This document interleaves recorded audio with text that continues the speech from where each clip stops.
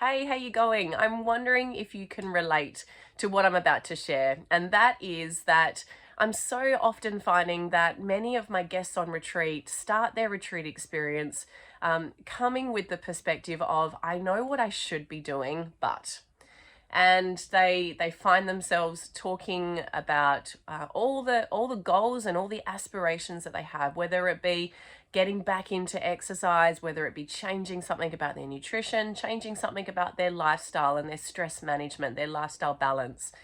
And they're aware of the ideal outcome, what they would like to have, and they express it as a way of, I know what I should be doing, but, and it's what happens or what gets shared in that but bit that obviously tells us a bit about what's really happening for them, or perhaps the excuses that they have, or the reasons or justifications that they have for not being able to execute that outcome or realize that goal very well. And often what happens after that conversation is this expression of that change feels like really hard work, and that it's tough, and that it's too much. It's too much to change, or it's too hard to do, and therefore we fall back into old habits and find ourselves back to square one far too often for us to feel motivated to want to even try and change later on in the future. Now, if you can relate to that, then I'd love to share with you a bit of my insight as a coach, because part of my role as a coach is to help you see a different perspective on this opportunity to change, to see a different perspective on this whole expectation that we place on ourselves of what we should be doing, but. And really, change feels like it's hard, often because we're focusing on what is hard about it. Our language talks about it being hard, our focus goes to what is difficult, our focus goes to what we're not doing very well, and all of that makes change, and therefore getting a better result for ourselves, it makes it feel like hard work. And for some people, it makes it feel like it's insurmountable, and we get caught up in this place where we don't even try and change anymore. We just sort of settle for the conditions or the experiences that we've placed ourselves in or that we find ourselves in, and our world starts to shrink because we're no longer looking out for opportunities to do better or to be better, and we kind of get stuck in a bit of a rut. And then from there, we get frustrated, perhaps resentful, perhaps we feel really stuck, we might get lonely, and we ultimately feel like we're not living the quality of life that we secretly know that we can have, but we don't really know how to achieve. So if that's you, if you can relate to that, then let me share a few little insights. Now, I've already given you a little bit of an insight into how and why this I know what I should be doing, but comes about, and how and why the feeling of it being hard comes about. And it is because of the expectations that we place upon ourselves. You know, as many high performers would relate to, we like to do things really well the first time round. And if not the first time round, pretty soon after that. We like to feel like we're good at things. We like to feel like we're successful. We like to feel like we can nail something. We like to feel like we're performing at the top of our game and we're getting the best results possible. Unfortunately, though, in times of change, when we're trying to develop new habits, when we're trying to eat more consistently healthier food, when we're wanting to change our breakfast or our lunch or our dinner routines, when we're wanting to exercise more often to establish a greater level of fitness, and we have to start to add in new activities into our calendar and rearrange our timetable to make that happen. When we're looking at achieving a better lifestyle balance or creating greater connection with our loved ones, whatever the change is, that process of change requires quite a bit more significant adaptation than we sometimes give ourselves permission to realize. It requires not just a change in behavior quite often, it also requires a change in mindset. Sometimes this can go right down to our core beliefs, what we feel is important in life. And all of that takes work. Sometimes it takes time. It doesn't have to take a great amount of time, but there needs to be a process of at least learning and adaptation and feedback that happens throughout that process. And as high performers, or as people that like to feel like we're doing our best as often as possible, we don't always give ourselves permission for that learning and for that growth phase to take place when we're making changes to our lifestyle. Now, if it was that we weren't allowed to give ourselves permission to adapt and to grow through our evolution as human beings, I like to often share this metaphor that we would all still be crawling around on the ground to this day in adulthood, because the process of learning how to walk does require that process of adaptation, of feedback, of learning and developing. And we certainly don't get it right the first time round. There are many, many times when we fall on our butt, and yet we get back up again, we stand up, we take a few steps, and then we fall over again. But never once does a baby or a toddler ever give up and ever just decide that, oh, I'm going to crawl for the rest of my life. Thankfully, as a child or as a toddler, we don't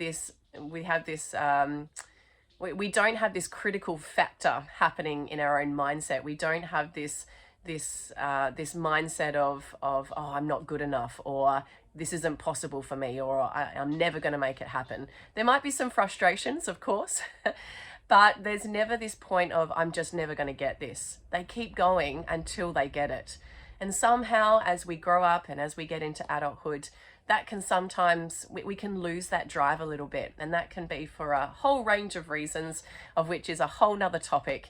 But when it comes to making changes in our lifestyles as an adult, we need to embrace that same sense of, it's okay, I'm learning, I'm doing my best, I'm giving it my best shot, I will get it, and the more times I fall over, the more times I have an opportunity to learn, and the better I'm going to be at this. So that is the first thing. The second thing is that when we place such great expectations on ourselves, what we do to our mindset around learning is we limit it, because when we say that something is hard, we are focusing on the criticism of ourselves in that process. And we're focusing on what we're not doing and what we're not capable of, rather than what we can do and where we can potentially take ourselves. So by telling ourselves it's hard and having those expectations on ourselves only makes the experience of change harder than it really needs to be. So what can be done? Well, first of all, change your language. Yes, okay, it might feel uncomfortable and at times it might feel difficult, but it does you no benefit to focus on that, as I've already mentioned. So I often share with my clients, whether it be one-to-one or on retreats, that reframe your language helps you to find a greater sense of motivation to change, and also opens your mindset up to opportunities to learn. And the reframe in language can be, it's not hard, it's just unfamiliar. So changing the words it's hard to it's unfamiliar feels entirely different. Try that on for yourself right now and notice how different that feels for you. It feels much, much lighter, and it feels like you want to give it a go. It feels like you want to be curious about it rather than critical. So that's the first thing. The second thing, of course, is that you can identify that in the process of learning and of growth, there are many wonderful aspects about that. Every time you fall over on your butt, you learn how not to do it another way. And that's a good thing, because that's one less way that you need to try and figure out next time.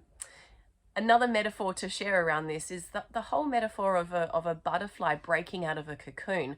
You may or may not have heard the story of the human, be it man or woman, seeing a butterfly in a cocoon struggling to try and break out of the cocoon and really forcing itself against the edges of that cocoon, trying to break out. And the human being felt sorry for the butterfly and thought that they would help out. And so they find a sharp stick and they help to crack open the cocoon for the butterfly so they can more easily break out. And they get to the point where there is enough of a gap in the cocoon to allow the butterfly to get out of it and to take off and to fly. And the butterfly goes to take off to fly, and unfortunately it falls on the ground. Because what happens in the process of breaking out of that cocoon is the butterfly gets strength in its wings, and it gets what it needs to be able to fly. And so without that struggle, without that process, that butterfly no longer has the resources that it needs and is not able to fulfill its purpose. And it's the same for us. Sometimes the struggle, it feels real, but it's for a purpose, and it gives us the resources that we need for the next chapter in our book or the next leg of our journey. The other thing, of course, is this willingness and this motivation to fight for ourselves, to understand that actually we can achieve better. We do deserve better, that we are worthy of having positive change in our life and getting positive results, and not being ashamed and not denying ourselves of the ability to express that both to ourselves and to others.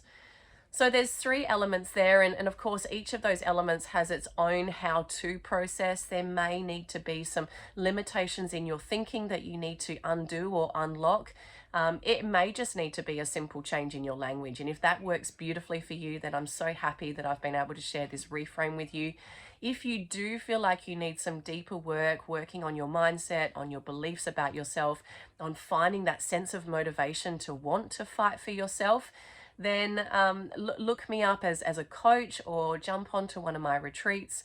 I would be so happy to have you join us for either one of those experiences, where I can help you to reframe your should do's into I ams, and to reframe the sense of something feeling like it's hard work to just acknowledging that it's unfamiliar.